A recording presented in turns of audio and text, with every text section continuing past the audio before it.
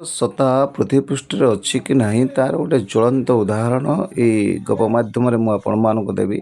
ଗୋଟେ Mercedes car ଭିତରେ ଜଣେ ସେଟ୍ ଯାଉଥିଲେ। ତାଙ୍କ ଡ୍ରାଇଭରଟି ଗୋଟେ ଅଡ଼ିଓ ବଜାଉଥିଲା। ସେ ଅଡ଼ିଓରେ ଜଣେ ପ୍ରବଚକ ସୁନ୍ଦର ଭାବରେ ପ୍ରବଚନ ଦେଉଥିଲେ। ସେ ପ୍ରବଚନରେ ସେ କହୁଥିଲେ କି ଧର୍ମ ଅଧର୍ମ, ପାପ ପୁଣ୍ୟ, ଭଲ ମନ୍ଦ, ସୁଖ ଦୁଃଖ, ଏମିତି ଅନେକ କଥା ସେ କହୁଥିଲେ। ତା ଭିତରେ ସେ କହୁଥିଲେ କି ମଣିଷ ଜନ୍ମ ହୋଇଛି, ମୃତ୍ୟୁ ନିଶ୍ଚିତ ଅଛି, ମର୍ତ୍ତ୍ୟ ମଣ୍ଡଳେ ଦେହ ବହି, ଦେବତା ହେଲେ ବି ମରଇ। ତେଣୁ ଯିଏ ଜନ୍ମ ହେଇଛି ସେ ମରିବ, କିନ୍ତୁ ମଲା ପୂର୍ବରୁ କିଛି କର୍ମ କରିକି ଯାଅ, ଯେଉଁଟାକି ତୁମ ସ୍ୱର୍ଗପୁରୀରେ କାମରେ ଆସିବ। ଆଉ ଯେଉଁ ପଇସା ପଛରେ ଗୋଳୁଛ, ପଇସା କେହି ସ୍ୱର୍ଗକୁ ନେଇକି ଯିବେନି। ଏଇ କଥାଟା କାହିଁକି ସେଟାକୁ ମନକୁ ପାଇଲାନି। ସେ ସଙ୍ଗେ ସଙ୍ଗେ ସେ କଥାଟାକୁ ଅ, ଅ, ମନ ଭିତରେ ଘୁରି ବୁଲିଲା ତାଙ୍କର। ସେ ଚିନ୍ତା କରେ, ନା ମୁଁ ଏତେ କୋଟି କୋଟି ଟଙ୍କାର ମାଲିକ, ମୋ ଟଙ୍କା କ'ଣ ମୁଁ ସ୍ୱର୍ଗକୁ ନେଇକି ଯିବିନି? ନା, ନିଶ୍ଚିତ ଭାବରେ ନେଇକି ଯିବି ନା। ଏଇ କଥା ଭାବି ସେ ସିଧା ଗଲେ ଏବଂ ତାଙ୍କ ପାଖରେ ପାଖାପାଖି 20,000 ଖଣ୍ଡେ ଏମ୍ପ୍ଲୟି କାମ କରୁଥିଲେ। ବଡ଼ କମ୍ପାନୀ ସବୁ ଥିଲା ତାଙ୍କର। ତେଣୁ ସମସ୍ତଙ୍କୁ ଡାକିଦେଲେ ଏବଂ ସେଠି ଡିକ୍ଲାର କଲେ ଯେ ଯେଉଁ ମୋ ଟଙ୍କା ଗୁଡ଼ାକ ସ୍ୱର୍ଗକୁ ଯିବାର ଯିଏ ବାଟ କହିବ, ମୁଁ ତାକୁ 1 କୋଟି ଟଙ୍କା ଦେବି। ଲୋକମାନେ ସବୁ ଏକାନକୁ ସେକାନ କୁହାକି ହେଲେ, ଟୁପୁର ଟାପୁର ହେଲେ, କହିଲେ ସେଠୁ ବୋଧେ ପାଗଳା ହେଇଛନ୍ତି, ସ୍ୱର୍ଗକୁ ଟଙ୍କା କେମିତି ଯିବ? ବଡ଼ ଲୋକକୁ ଉତ୍ତର ନାହିଁ। ଯିଏ ବାଟରେ ଯିଏ ଚାଲିଗଲେ। ମାସେ ଗଲା, 2 ମାସ ଗଲା, 3 ମାସ ଗଲା, ସେଠି ଦେଖିଲେ କୌଣସି ଉତ୍ତର ଆସିଲା ନାହିଁ।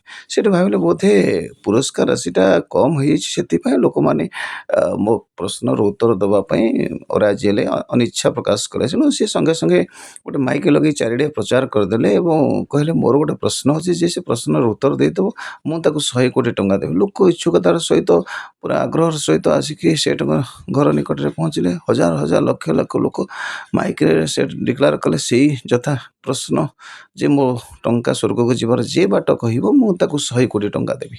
ଏଇ କଥା ଶୁଣି ଲୋକ 100 କୋଟି ଟଙ୍କାର ଲୋଭରେ ସବୁ କଥା ଜାଣିଲେ ବି, ସ୍ୱର୍ଗକୁ ଟଙ୍କା ଯାଇପାରିବନି ବୋଲି ଏ କଥା ବି ଜାଣିଲେ ବି, ତଥାପି ସମସ୍ତେ କଥା ପ୍ରଶ୍ନର ଉତ୍ତର ଖୋଜିବା ଲାଗି ପଡ଼ିଲେ। ଧୀରେ ଧୀରେ ଏକାନରୁ ସେକାନ, ସେକାନରୁ ଏକାନ, ଚାରିଆଡ଼େ ଗୁଞ୍ଜରଣ ହେଲା ଏ କଥା। ଚାରିଆଡ଼େ ପ୍ରଚାର ହେଲା। ସମସ୍ତେ ଘୁରି ବୁଲିଲେ, ସେ ପ୍ରଶ୍ନର ଉତ୍ତର ହେଲେ କାହା ପାଖରେ ନଥିଲା। ଏମିତି ମଲ୍ଲୀପୁର ବୋଲି ଗୋଟେ ଗାଁ ଥିଲା। ସେ ଗାଁ ଶେଷ ମୁଣ୍ଡରେ ଜଣେ ବାବା ରହୁଥିଲେ। ସେ ବାବାଙ୍କ ନିକଟରେ କିଛି ସେ ଗାଁର ଲୋକମାନେ ଯାଇ ପହଞ୍ଚିଲେ। ପହଞ୍ଚିକିରି ତାଙ୍କୁ କହିଲେ କି, ବାବା, ଆଉ ଆମେ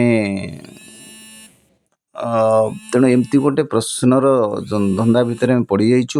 ତେଣୁ ସେ ପ୍ରଶ୍ନର ଉତ୍ତର ଆମେ ଖୋଜି ବୁଲୁଛୁ। ସେ ପ୍ରଶ୍ନର ଉତ୍ତର କିନ୍ତୁ ଆମେ କେହି ପାଉନାହୁଁ।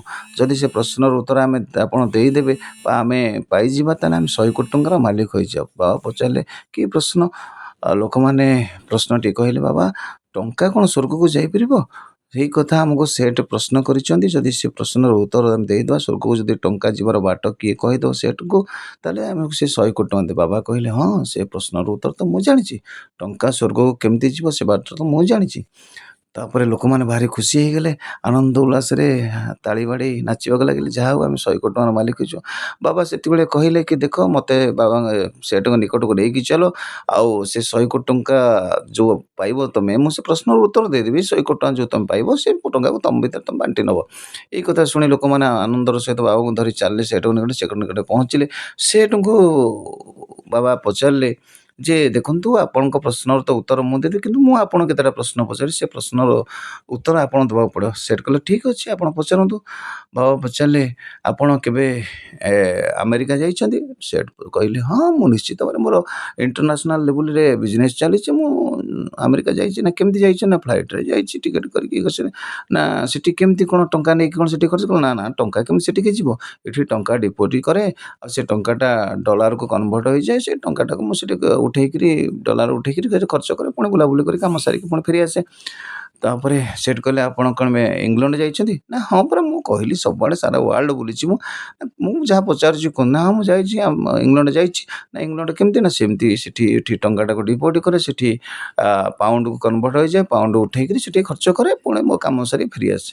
ନା, ଆପଣ କେବେ ଦୁବାଇ ଯାଇଛନ୍ତି? ନା, ହଁ, ମୁଁ ନିଶ୍ଚିତ ଭାବରେ ଦୁବାଇ ଯାଇଛି। ନା, ଦୁବାଇ କେମିତି? ନା, ସେମିତି ଟଙ୍କାଟାକୁ ଏଠି ଡିପୋଜିଟ୍ କରେ, ଟଙ୍କାଟା କନଭର୍ଟ ହୋଇଯାଏ ସେଠିକି ଦିନାରକୁ, ସେ ଉଠେଇକିରି ମୁଁ ଖର୍ଚ୍ଚ କରିକି ବୁଲାବୁଲି କରିକି ମୁଁ କାମ ସାରିକା ଫେରେ। ନା, ହଁ, ଠିକ୍, ଆପଣ ଠିକ୍ ଉତ୍ତର ଦେଇଛନ୍ତି।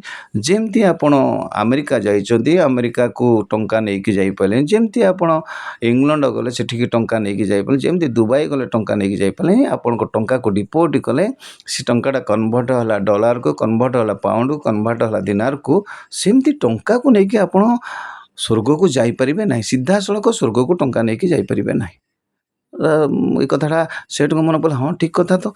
ତେଣୁ ସ୍ୱର୍ଗର ଗୋଟେ କରେନ୍ସି ଅଛି, ଆପଣ ଏଠି ଟଙ୍କା ଡିପୋଜିଟ୍ କରିବେ, ସ୍ୱର୍ଗର କରେନ୍ସିକୁ ସେ କନଭର୍ଟ ହେବ, ତେଣୁ ସେଠି ଆପଣ ସେ ଟଙ୍କାକୁ ଉଠେଇକିରି ଖର୍ଚ୍ଚ କରିପାରିବେ।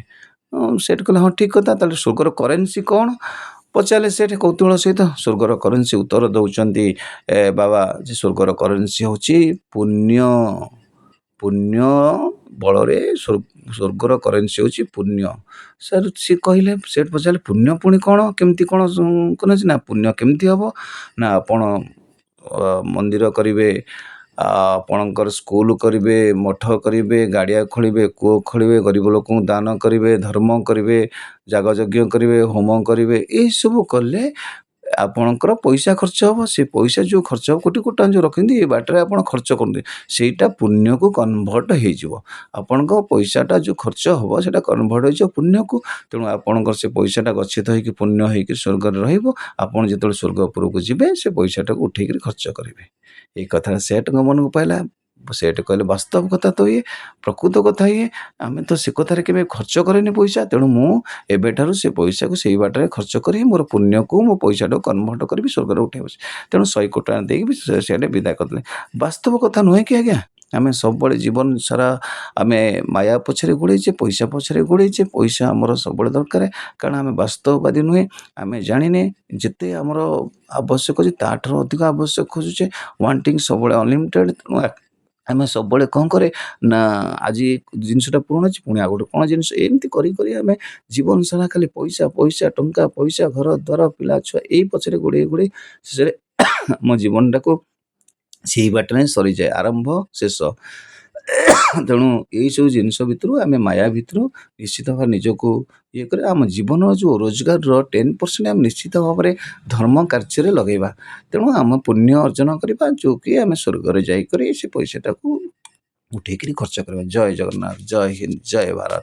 ତେଣୁ କଥାଟା ଯଦି ଭଲ ଲାଗିଥାଏ ତାହେଲେ ସେୟାର ଆଉ ଲାଇକ୍ କରିବେ। ଧନ୍ୟବାଦ।